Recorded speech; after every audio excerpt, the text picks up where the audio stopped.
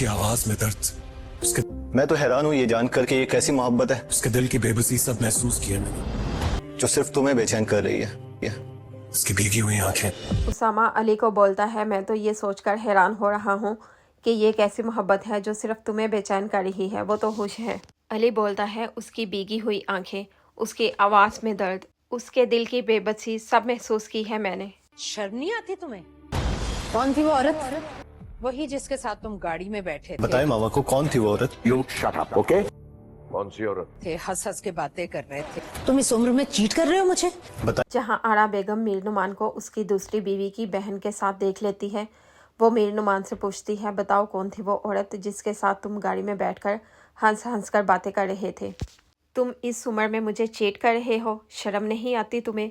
मीर नुमान को समझ नहीं आती कि वो क्या जवाब दे।